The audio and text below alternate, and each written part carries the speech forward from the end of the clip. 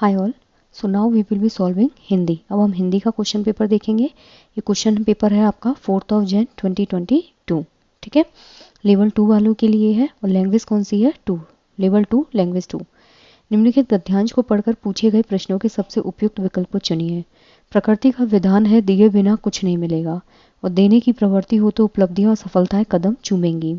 Basically tit for tat सब जगह है। ठीक है, उपलब्धियां और सम्मान व्यक्ति को विशिष्ट पहचान दिलाते हैं। जब आप लाइफ में कुछ अचीव कर लेते हैं और एक अच्छी पोजीशन को आप होल्ड करते हैं तो आपको एक अलग से आइडेंटिटी मिलती है जो उसके सुचारू जीवन के लिए अपरिहार्य है, जो जरूरी भी होती है अपनी लाइफ में। एक स्वतंत्र अस्मिता बतौर व्यक्ति तभी उभरेगा जब उसने दूसरों की बेहतरी की ठान रखी हो या यानी उसमें देने का भाव मुखर हो। जब आपकी एक ओरिजिनल आइडेंटिटी होती है, आपकी एक इंडिविजुअल आइडेंटिटी होती है, जैसे मदर टेरेसा, महात्मा गांधी, ये लोग क्या थे, कब बाहर निकल के आई इनकी पर्सनैलिटी, जब उन्होंने दूसरे की ज़िंदगी को बेहतर करने के लिए अपने आप को कुर्बान किया था। ठीक है, उपलब्धि के प्रकरण में देने का स्थान लेने से उच्चतर और गरिमापूर्ण है। जब आप किसी को कुछ देते हो तो वो बहुत इंपॉर्टेंट होता है रेदर देन टेकिंग। लेकिन स्मरण रहे, शुरुआत देने से होगी, पहल आपको करनी है। लाइफ में जो भी आप इनिशिएटिव लेते हो, पहले आप सामने वाले के लिए कुछ अच्छा करेंगे तो ही वो आप पे ट्रस्ट कर पाएगा। देने का परिच्छेद धन या भौतिक वस्तुएं प्रदान करने से कहीं परी है। देने का मतलब ये नहीं होता कि आपने किसी को ज्वेलरी दे दी, कपड़े दे दिए, ये सब नहीं होता है। रोग, शोक या दुष्कर परिस्थिति से त्रस्त व्यक्ति की व्यथा धैर्य से सुनने मात्र से आप उसे राहत पहुंचाते हैं। अगर मान लीजिए कोई व्यक्ति बीमार है या फिर कोई व्यक्ति फेल हो गया या किसी के घर में कुछ मिसहैपनिंग हो गई, तो उससे जितने भी लोग त्रस्त होते हैं, तो आप अगर पेशेंटली उनकी बात को अगर सुन भी रहे हैं ना, तो भी आप सामने वाले को एक कंफर्ट पहुंचाते हैं। भले ही निष्ठागत व्यवहार, लगनशीलता, उत्कृष्ट और परहितकारी तौर तरीकों को मान्यता या प्रसिद्धि मिलने में समय लगता है। जो निष्ठागत व्यवहार होता है, मतलब आप किसी चीज़ के लिए बहुत मतलब वो है कि नहीं मुझे ये काम करना ही है, या फिर लगन है आपके अंदर किसी चीज़ को लेके, आप उत्कृष्ट हैं, परहितकारी हैं, दूसरे की परवाह करने वाले, तो इनको प्रसिद्धि मिलने में समय लगता है। पर ना भूलें, आपकी मंशा, सोच और कार्यों की पड़ताल का सिलसिला जारी रहता है। चाहे आपको कितने टाइम में भी आइडेंटिटी मिले, लेकिन दूसरे की सेवा हमेशा करते रहनी चाहिए। लेखक ने किसी से कुछ प्राप्त करने की तुलना में किसी के लिए कुछ करने के भाव को किस स्थान पर रखा है? यहाँ पे पूछा है कि आप किसी से कुछ लें, उसके कंपैरिजन में किसी को अगर आप दे रहे हैं तो उस भाव को उन्होंने किस स्थान पर रखा है? विशिष्ट भाव, उत्कृष्ट भाव, उच्चतर भाव और श्रेष्ठतम भाव। तो ये होता है सबसे उच्चतर भाव। ठीक है, जहाँ पे इंसान जो है वो लेने की बजाय देता है। विशिष्ट क्या होता है? स्पेसिफिक। उत्कृष्ट बहुत अच्छा, श्रेष्ठतम सबसे ऊपर। नेक्स्ट है आपका गद्यांश के अनुसार व्यक्ति को विशिष्ट पहचान मिलती है। तो स्पेसिफिक आइडेंटिटी किसी भी इंसान को कब मिलेगी? लेने देने के व्यवहार से, सुचारू रूप से जीवन जीने से, भौतिक वस्तु की उपलब्धता से, उपलब्धि और सम्मान से। तो इसका करेक्ट आंसर होगा जो अचीवमेंट होती है और जो रिस्पेक्ट है, आप क्या लाइफ में अचीव करते हो और कितना आपको सम्मान मिलता है, उससे क्या होता है, व्यक्ति को एक विशिष्ट पहचान मिलती है। ठीक है, so the option 4 will be correct. सफलता के लिए क्या होना जरूरी है? पहल करने का गुण, धन संग्रह का कौशल, प्रसिद्ध होने की लालसा, अपने लिए कुछ करने का भाव। तो अगर आदमी को अपनी लाइफ में सक्सीड होना है तो उसके लिए बहुत ज़रूरी होता है कि वो पहल करे, धन को संग्रह करे, ठीक है, प्रसिद्ध होने की लालसा रखे या अपने लिए कुछ करने का भाव रखे। तो ये कैसा है? बहुत नेगेटिव। जब आप अपने बारे में सोच रहे हो, प्रसिद्ध होने की लालसा, ये एक फिजिकल मोटिवेशन होता है, धन नहीं। पहल करने का गुण, अगर आप किसी के लिए कुछ करते हो तो सामने वाला अपने आप आपके लिए कुछ करेगा, लेकिन पहल किसको करनी होगी? हमको। नेक्स्ट है क्वेश्चन नंबर 124। देने के भाव में क्या शामिल नहीं है? भौतिक वस्तुओं का दान, रोग संतप्त व्यक्ति की सेवा, शोकग्रस्त व्यक्ति की सहायता, किसी की बात को ध्यान से सुनना। ऑब्वियसली इसका आंसर आप समझ गए होंगे कि भौतिक वस्तुओं का दान जो होता है वो देना नहीं होता।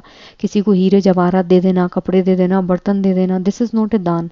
दान करने के लिए ज़रूरी है कि आप सामने वाले को एक सिंपैथाइज करें, ठीक है, उसको एम्पैथाइज करें। दूसरा, सामने वाले की बात को आप समझें, उसकी फीलिंग्स की कदर करें। तो वो होता है रोग संतप्त व्यक्ति की सेवा, ये आप दया भाव से करते हो।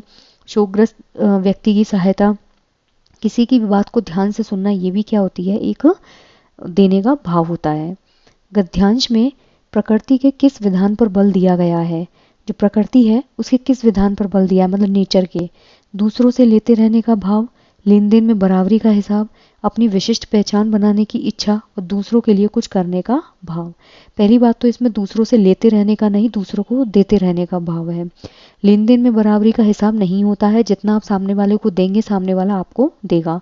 अपनी विशिष्ट पहचान बनाने की इच्छा नहीं, फिजिकल मोटिवेशन इसमें नहीं है। लेकिन दूसरों के लिए जब कुछ करने का भाव होता है ना, तो उसी को ही इस पैसेज में क्या किया गया है, एम्फेसाइज किया गया है। So the option 4 will be correct. Next है क्वेश्चन नंबर 126। निम्नलिखित में से कौन सा शब्द विशेषण नहीं है। विशेषण होता है जो संज्ञा या सर्वनाम जो है उसके पहले आता है, ठीक है। और ये क्या करता है, संज्ञा या सर्वनाम जो है उनकी विशेषता बताता है। जो संज्ञा सर्वनाम शब्द होते हैं उनको हम बोलते हैं विशेष्य, ठीक है। अब यहाँ पे है स्वतंत्र, उपलब्धि, भौतिक और विशिष्ट। विशिष्ट आदमी, ठीक है, ये क्या है, संज्ञा शब्द। अब इसके आगे क्या लगा हुआ है, विशेषण। कैसा आदमी, विशिष्ट आदमी। आंसर मिला आपको।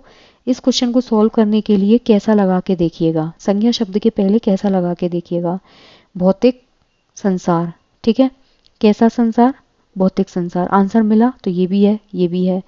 उपलब्धि, कैसी उपलब्धि, उपलब्धि तो एक अचीवमेंट होता है, तो ये क्या होगा, यहाँ पे विशेषण नहीं है, ठीक है। स्वतंत्र भाव, कैसा भाव, स्वतंत्र भाव, तो यहाँ क्या होगा आपका, ये भी विशेषण है, लेकिन सबसे गलत क्या होगा, उपलब्धि। So the option 2 will be correct. Next है क्वेश्चन नंबर 127। जो प्रकरण है उस शब्द का अर्थ होता है परिच्छेद, विषय, अनुच्छेद और अध्याय, ठीक है। तो यहाँ पे आपसे पूछा है इसका अर्थ क्या है। परिच्छेद नहीं, विषय बिल्कुल सही बात है, प्रकरण मतलब कोई भी टॉपिक, ठीक है। तो टॉपिक किसके अंदर आएगा, सब्जेक्ट के अंदर, तो यहाँ क्या होगा, option number 2 will be correct. परिच्छेद की अगर बात करें तो इसमें जो होता है परिच्छेद मतलब चीज़ों को अलग करना, अनुच्छेद अलग नहीं करना, अध्याय जब हम किसी भी चीज़ को लेके स्टडी करते हैं, ठीक है। जो परिच्छेद है इसमें व्यंजन संधि है, इसका संधि विच्छेद होगा परि प्लस छेद। और अगर अनुच्छेद की बात करें तो इसका संधि विच्छेद होगा अनु प्लस छेद, इसमें भी व्यंजन संधि है, ठीक है। अध्याय की बात करें तो अधि प्लस आय, इसमें क्या होगा आपका, यण संधि। क्लियर। और अगर विषय की बात करें तो इसमें तो कुछ भी नहीं है। So the option 2 will be correct. Next है क्वेश्चन नंबर 128। परिजन की व्यथा धैर्य से सुनने मात्र से आप उसे राहत पहुंचाते हैं। अगर किसी भी इंसान की व्यथा को आप धैर्यपूर्वक सुनते हैं तो उसी से सामने वाले को क्या होती है, राहत मिलती है। धैर्य से सुनने वाले व्यक्ति के लिए उपयुक्त विशेषण होगा धार्मिक, ध्यानी, अधीर और धैर्यवान। अब यहाँ पे आपसे विशेषण शब्द पूछा है, तो अगर मैं बोलूँ धैर्यवान व्यक्ति, कैसा व्यक्ति, धैर्यवान व्यक्ति। और धैर्यवान का मतलब क्या होता है, जो बहुत ज़्यादा धीरज रखता हो, ठीक है। धैर्यवान का मतलब क्या है, जो बहुत ज़्यादा धीरज रखता हो, यानी कि धैर्य से सुनने वाला। नेक्स्ट अगर हम बात करें अधीर, जिसके अंदर धैर्य बिल्कुल भी नहीं हो, वो होता है आपका अधीर। ध्यानी, जो ध्यान लगा के रखे। धार्मिक, धार्मिक होता है जिसका धर्म में बहुत ज़्यादा विश्वास होता है, धार्मिक व्यक्ति, ठीक है। ध्यानी व्यक्ति, अधीर व्यक्ति, तो ये सारे क्या हैं, विशेषण हैं। लेकिन हमसे क्या पूछा है, धैर्य से सुनने वाला, तो वो कौन होगा, धैर्यवान। नेक्स्ट है आपका, जस्ट अ सेकेंड, अब है आपका क्वेश्चन नंबर 129। जो पशु पक्षी हैं इसका पैसेज पढ़ लेते हैं पहले। वास्तव में मानव व पशु जीवन में एक स्पष्ट विभाजक रेखा का अंकन बुद्धि और भाव तत्व ही करते हैं। यानी कि मानव और पशु जो हैं उनमें जो स्पष्ट विभाजक रेखा है वो कौन सी है, बुद्धि और भाव। मानव की सुरुचियां भी उसे पार्श्व स्थिति से अलग करती हैं। किस चीज़ में मानव का इंटरेस्ट है वो भी उसे जानवर से अलग करता है। सामान्य कलात्मकता के दर्शन हमें पशु पक्षी के जीवन में भी होते हैं। जो मानव कलात्मकता यानी कि जो क्रिएटिविटी होती है वो हमें पशु पक्षी में भी देखने को मिलती है। चींटियां अपने सूक्ष्म बिल के भीतर जिस प्रकार की किलेबंदी करती हैं वह उनकी कलात्मकता का ही परिचय है। चींटियां क्या करती हैं, ऐसे मिट्टी का क्या करती हैं, इतना बड़ा बिल बना देती हैं, तो वो क्या है, उनकी कलात्मकता। दीमक जो किसी स्थान पर लगकर उसे भीतर ही भीतर खोखला कर देती है, उसका अपना भीतरी पर्यावरण अत्यंत कलात्मक होता है। जो दीमक होती है वो किसी इंटरनल स्पेस पे लगती है और वो अंदर ही अंदर क्या करती है, उस जमीन को खोखला करती जाती है। और उसका जो पर्यावरण है, मतलब उसका जो आवरण है, वो भी कैसा होता है, क्रिएटिव। इस कलात्मकता में अपरिहार्य उपयोगी पक्ष का ध्यान रखा जाता है। पक्षियों के घोंसले तो इतने कलात्मक होते हैं कि उन्हें देखकर सब दंग रह जाते हैं। जो बर्ड्स होती हैं उनके जो नेस्ट होते हैं वो इतने ज़्यादा अट्रैक्टिव और क्रिएटिव होते हैं कि लोग उनको देखते ही रह जाते हैं। वास्तव में समूची प्रकृति ही किसी अलक्षित कलाकार की एक अत्यंत सजीव और सुघड़ कलाकृति है।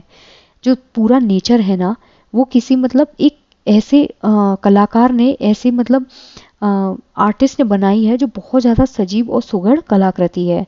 मेन बात है कि मानव तो स्वभावतः सौंदर्य कला प्रेमी है ही। जो ह्यूमन होते हैं, ह्यूमंस जो होते हैं वो सौंदर्य और कला प्रेमी हैं, लेकिन पशु पक्षी और संस्कृति के अन्य रूप भी अनवरत कलात्मकता का परिचय देते रहते हैं।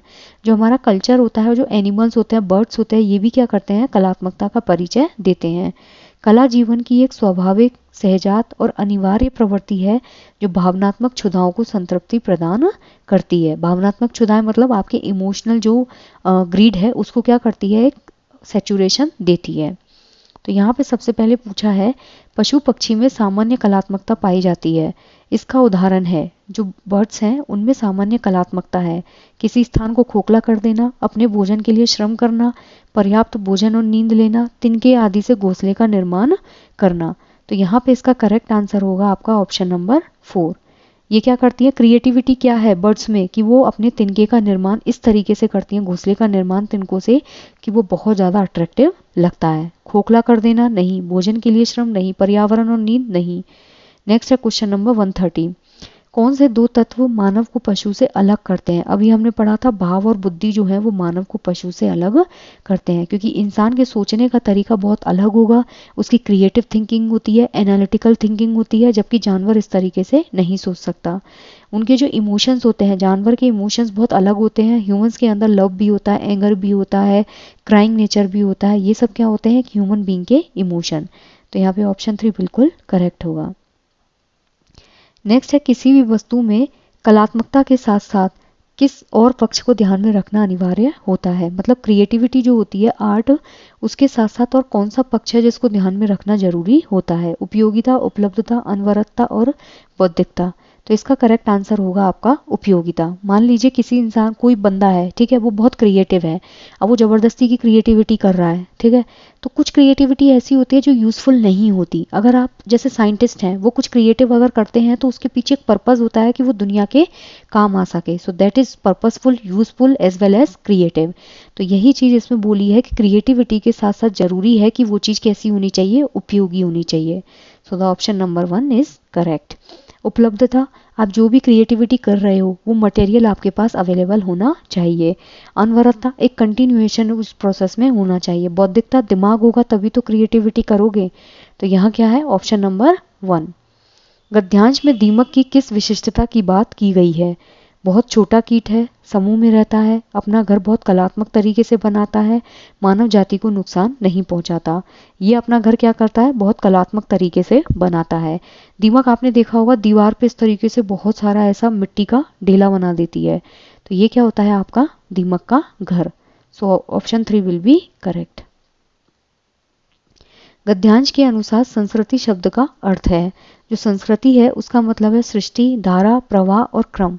तो यहाँ इसका करेक्ट आंसर होगा आपका ऑप्शन नंबर 1। जो सृष्टि होती है उसे ही हम बोलते हैं समग्र संस्कृति, ठीक है। So the option 1 will be correct. Next है आपका क्वेश्चन नंबर 134। कला जीवन की एक स्वाभाविक, सहजात और अनिवार्य प्रवृत्ति है। कला के लिए एक सर्वाधिक उपयुक्त विशेषण का चयन कीजिए। जो आर्ट होती है किसी भी इंसान की, वो एक नेचुरल, सहजात और अनिवार्य प्रवृत्ति है। तो कला के लिए एक सर्वाधिक उपयुक्त, सो यहाँ पे था कला जो है वो स्वाभाविक, सहजात और अनिवार्य प्रवृत्ति है। तो कला के लिए हमें सबसे ज़्यादा उपयुक्त जो विशेषण है उसका क्या करना है, चयन करना है, ठीक है। तो कला के लिए दृढ़, सरस, बृहत, तीव्र। बेसिकली आपसे पूछा है कि जब आप किसी भी वर्ड को इनमें से कला के साथ यूज करेंगे तो वो कैसा साउंड करेगा। क्लियर है? तो यहाँ पे इसका करेक्ट आंसर होगा आपका ऑप्शन नंबर 2, ठीक है। देखिए, दृढ़ कला, कला कभी दृढ़ नहीं होती। आर्ट जो होती है वो हमेशा फ्लेक्सिबल होती है। आप हर टाइम आर्ट को इम्प्रूव करते हैं, ठीक है। नेचुरल होती है, अपने आप आती है और अनिवार्य प्रवृत्ति है। अगर हम लगाएं सरस कला, कला कैसी है, सरस मतलब बहुत स्मूथ, ठीक है। बृहत कला, बृहत कला नहीं होती है, बहुत बड़ी कला कैसे होगी। तीव्र कला भी नहीं होता है। तो यहाँ क्या होगा, option number 2 will be correct. Next है क्वेश्चन नंबर 135। जो भावनात्मक क्षुधाओं को संतृप्ति प्रदान करती है रेखांकित से आशय है। भावनात्मक क्षुधाओं का मतलब होता है जो इमोशनल ग्रीड होती है उसको जो सेटिस्फेक्शन देती है, ठीक है। तो यहाँ पे ज्ञान की खोज, आहार और पोषण, सौंदर्य बोध और बौद्धिक चिंतन। तो यहाँ इसका करेक्ट आंसर होगा सौंदर्य बोध, ठीक है। जो आर्ट होता है ना वो क्या करता है, आपकी जो इमोशनल नीड होती है और इमोशनल जो ग्रीड है उसको क्या कर देता है, शांत कर देता है। तो ज्ञान की खोज तो भावनात्मक क्षुधा होगी नहीं, आहार और पोषण भावनात्मक क्षुधा नहीं है, बौद्धिक चिंतन नहीं है, तो यहाँ क्या होता है, सौंदर्य का बोध, ठीक है। मतलब आपके दिमाग में कोई भी चीज अगर क्रिएटिव आती है तो उस चीज को आप कितने खूबसूरती से उकेरते हैं, दैट इज सौंदर्य बोध। ओके, नेक्स्ट अगर हम बात करें, अब है आपका question number 136। Next is your 136। यहाँ पे सबसे पहला क्वेश्चन है, निम्नलिखित में से कौन सी शास्त्रीय भाषा नहीं है। तमिल, संस्कृत, उड़िया और हिंदी। तमिल आपकी शास्त्रीय भाषा है, तेलुगु आपकी शास्त्रीय भाषा है, उड़िया आपकी शास्त्रीय भाषा है, संस्कृत आपकी शास्त्रीय भाषा है, एक आपकी शास्त्रीय भाषा है कन्नड़ और एक है आपकी मलयालम, ठीक है।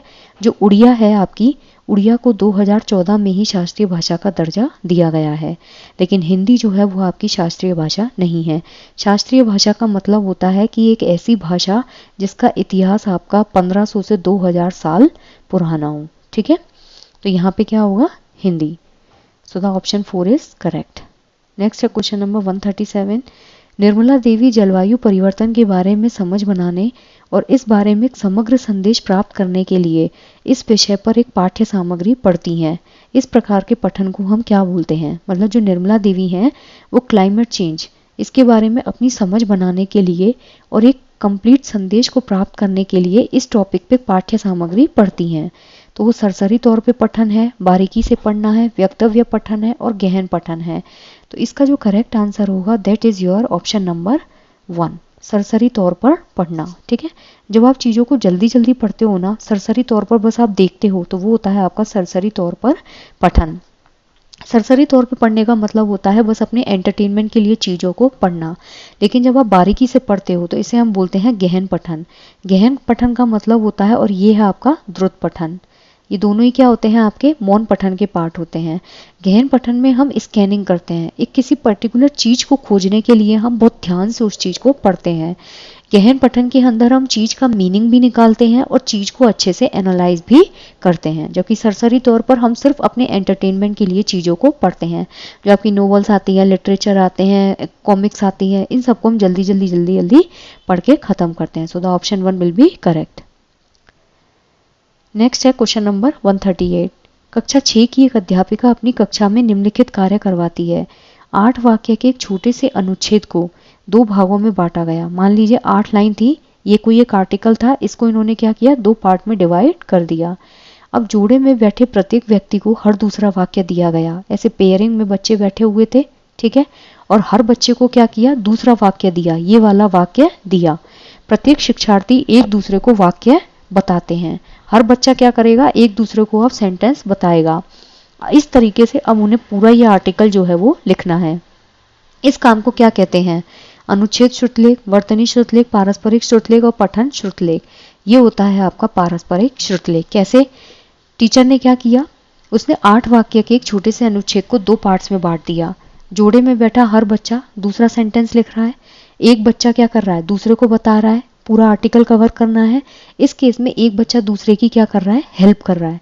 और जब एक बच्चा दूसरे बच्चे की हेल्प करेगा तो वो होता है आपका पारस्परिक, यानी कि 2 लोग आपस में एक दूसरे को सपोर्ट करें। श्रुतलेख मतलब होता है जब आप किसी चीज को सुन के उस चीज को आप लिखते हो, ठीक है। एक बच्चा बोल रहा है और दूसरे को वो क्या कर रहा है, वाक्य बता रहा है, तो उसमें क्या हुआ, आप सुन के उस चीज को लिखोगे। सो दिस इज योर पारस्परिक श्रुतलेख। नेक्स्ट है क्वेश्चन नंबर 139।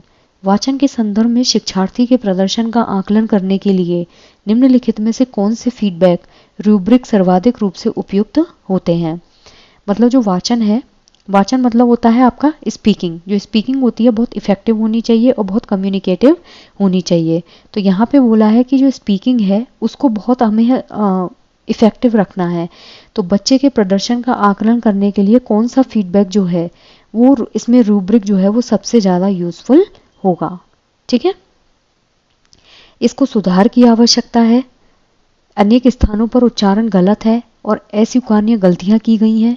चयन संग्रह अनुपात जैसे शब्दों के उच्चारण में सावधानी बरती जाए। चयन संग्रह अनुपात और पीढ़ी जैसे शब्दों के उच्चारण खराब है। तो यहाँ पे इसका जो करेक्ट आंसर होगा दैट इज ऑप्शन नंबर 3।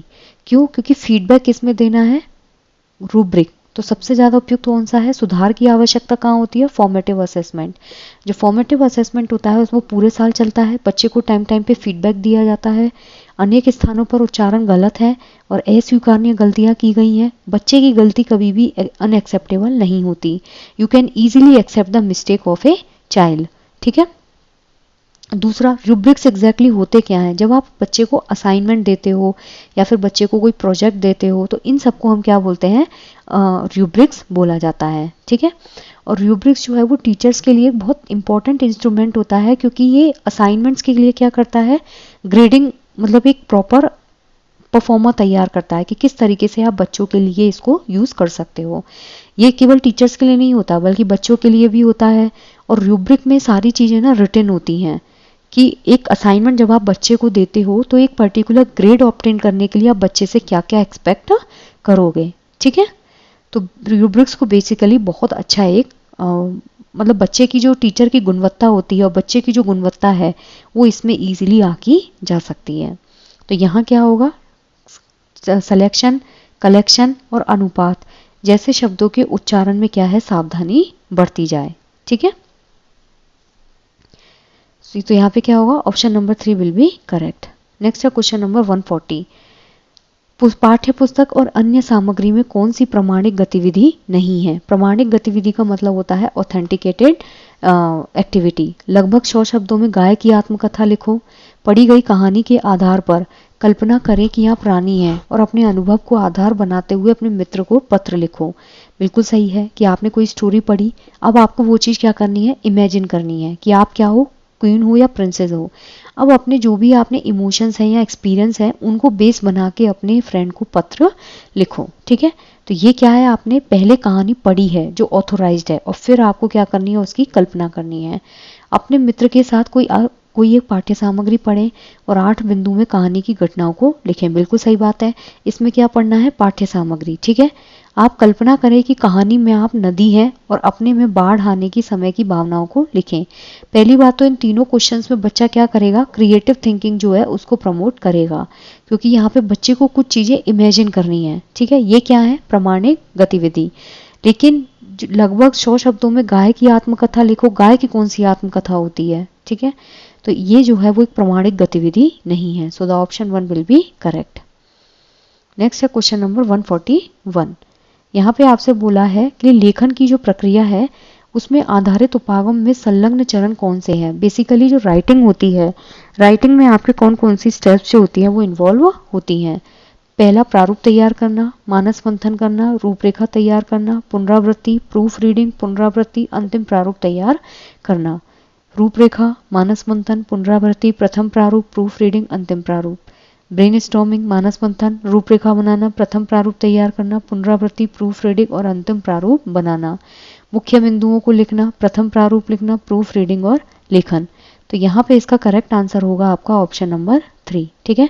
जो राइटिंग होती है ना वो डिपेंड करता है कि आप कितने अच्छे तरीके से अपने विचारों को लिख पा रहे हैं और कितना इफेक्टिव वे में आप चीज़ों को कन्वे कर पाते हैं। यहाँ पे सबसे पहले बच्चा क्या करता है? ब्रेन स्टॉर्मिंग करता है, यानी कि अपने दिमाग जो है उसमें चीज़ों को वो चलाता है कि किस तरीके से हम चीज़ों को परफॉर्म कर सकते हैं। फिर उसकी एक रूपरेखा बनती है, आप इस चीज़ को पहले कीजिए फिर इसको। तो हम क्या करते हैं? एक आउटलाइन बनाते हैं। सबसे पहले हम पहला ड्राफ्ट तैयार करते हैं, प्रथम रूपरेखा तैयार होती है, फिर हम उसकी पुनरावृत्ति करते हैं, उसको वापस रिपीट करेंगे।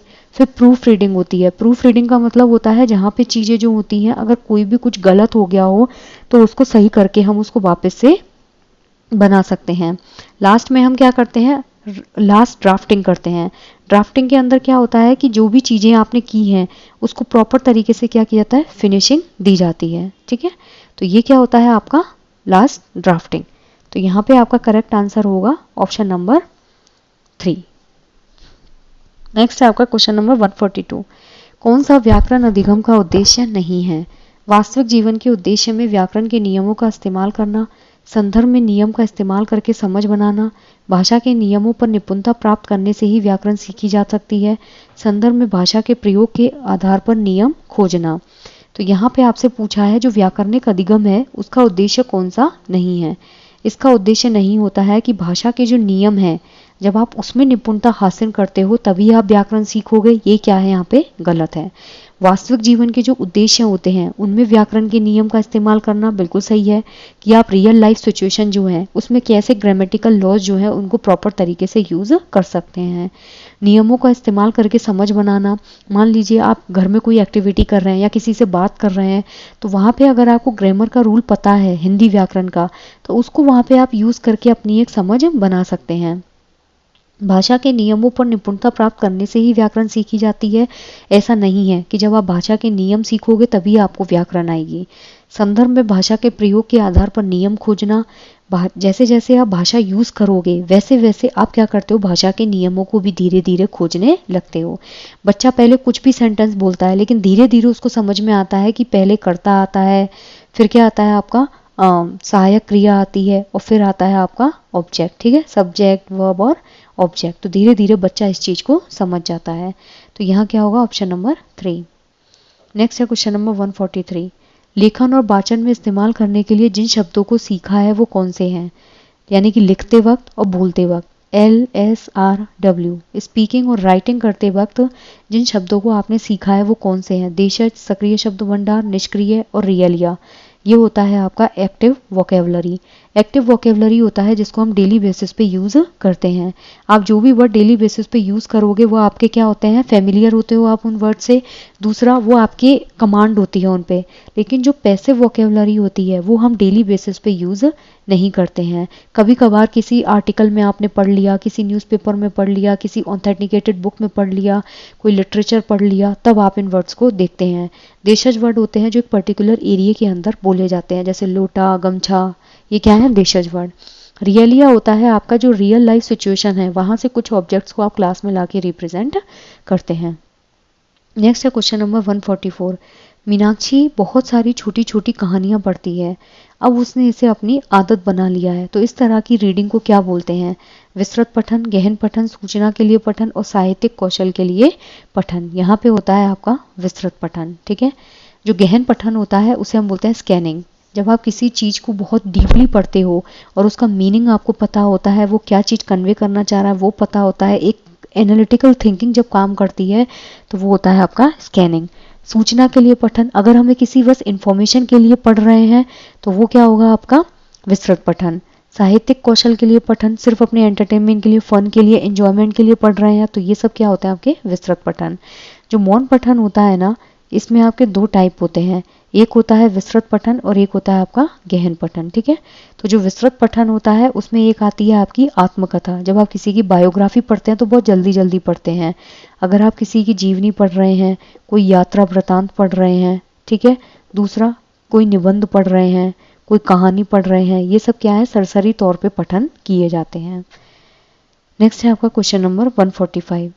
भाषा शिक्षा के संदर्भ में कौन सी राष्ट्रीय शिक्षा नीति 2020 की अनुशंसा नहीं है, यानी कि जो नेशनल एजुकेशन पॉलिसी 2020 है उसकी अनुशंसा इनमें से किसमें नहीं की गई है। कक्षा 5 से कक्षा 8 तक अध्यापन के माध्यम के रूप में मातृभाषा या घर की भाषा, यानी कि 5 से लेके 8 तक या तो मातृभाषा के रूप में या फिर घर की भाषा। बिल्कुल सही बात है, ये बात तो की गई थी कि आप कक्षा 1 से लेकर के कक्षा 8 तक बेसिकली ये कोशिश की गई है। पहले तो कक्षा 1 से कक्षा 5 तक था, लेकिन बाद में उसको बढ़ा के क्या किया गया कि कक्षा 8 तक बच्चे को आप उसकी मदर टंग में ही पढ़ाइए। कक्षा 6 के लिए एक अतिरिक्त भाषा के रूप में शास्त्रीय भाषा का अध्ययन, मतलब आप बच्चे को जो है शास्त्रीय भाषा पढ़ाइए। ये यहाँ पे क्या है गलत है कि आप कक्षा 6 के बच्चे को एक शास्त्रीय भाषा नहीं पढ़ा सकते। माध्यमिक स्तर पर एक अतिरिक्त विकल्प के रूप में विदेशी भाषा का अध्ययन, बच्चा अगर 9th-10th क्लास पे है तो आप बच्चे को अलाउ कर सकते हैं कि कोई भी एक लैंग्वेज वो सेलेक्ट कर सके। विद्यालय शिक्षा के आरंभिक वर्षों में अध्यापन की भाषा अंग्रेजी, अगर विद्यालय जो एजुकेशन है उसके शुरुआती वर्षों में आप जो लैंग्वेज ऑफ मीडियम है वो बच्चे की चॉइस है कि वो इंग्लिश लेनी है कि हिंदी लेनी है, लेकिन शास्त्रीय भाषा का अध्ययन कक्षा 6 के तौर पे नहीं अलाउड है। So the option 2 is wrong. Next है क्वेश्चन नंबर 146। कक्षा 8 की एक अध्यापिका अपने शिक्षार्थियों को आनंद और कष्ट से संबंधित शब्दों को सोचने के लिए कहती है, जो आपको प्लीज करें और जो आपको पेन करें। बाद में वह 5-5 के समूह में शब्दों के आधार पर शब्द जाल बनाने के लिए कहती है। क्या किया उसने? 5-5 बच्चों का एक ग्रुप बना दिया। अब उसने ऐसे वर्ड्स कनेक्ट करने के लिए कहे थे जो या तो आपको बहुत प्लीजिंग लगे या फिर आपको बहुत ज़्यादा पेनफुल लगे। तो उस कंडीशन में क्या होगा, फिर वो वर्ड्स वो इनसे पूछेगी और ये क्या कनेक्ट देगी, वर्ड जो नेट होता है उसको वो बना देगी। शब्द संपदा सीखने के लिए उस उपागम को क्या कहते हैं? थीम विषम उपागम, आयाम आधारित, विन्यास और शब्दजाल। ये होता है आपका थीम बेस्ड अप्रोच। इसमें क्या करते हैं, आप मान लीजिए आपने इसने बोला कि आनंद और कष्ट से संबंधित। अब मान लीजिए मैं बोलूँ खुशी, तो खुशी में क्या होगा, आप एक जैसे वर्डों को इसमें डाल देंगे। अगर मैं बोलूँ आंसू, तो आंसू में आप एक जैसे वर्डों को डाल देंगे। तो ये सब क्या है, आपकी थीम है। थीम के बेसिस पे आप शब्दों को सेलेक्ट करोगे, उनको एक ग्रुपिंग में डालोगे और फिर वो शब्दों का एक जाल बन जाएगा। तो यहाँ क्या होगा आपका ऑप्शन नंबर 1। नेक्स्ट है क्वेश्चन नंबर 147। एक अध्यापक शिक्षार्थियों के द्वारा एक समय अवधि में भाषा अधिगम के कुछ दृष्टांतों का संग्रह करती है और शिक्षार्थियों के आकलन के लिए उनका रिकॉर्ड रखती है। इस प्रकार के आकलन को हम क्या कहेंगे? संरचनात्मक आकलन, थीम आधारित आकलन, योगात्मक आकलन और पोर्टफोलियो आकलन। इसे बोला जाता है पोर्टफोलियो आकलन। ठीक है, इसमें बेसिकली होता क्या है, जो एक टीचर होता है वो बच्चे के द्वारा एक समय की जो अवधि होती है उसमें भाषा अधिगम के कुछ दृष्टांत हैं जिनको क्या करती है, संग्रहित कर लेती है। ठीक है, बच्चे के आकलन के लिए उनका क्या करती है, वो रिकॉर्ड रखती है।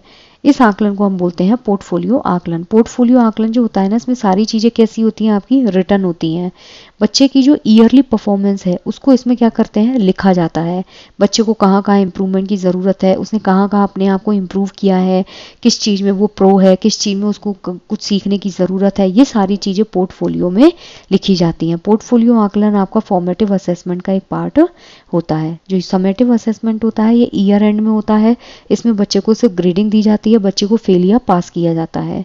थीम आधारित आकलन होता है आपका थीम बेस्ड असेसमेंट, जिसमें पर्टिकुलर थीम को लेके बच्चे को आप आकलित करते हो।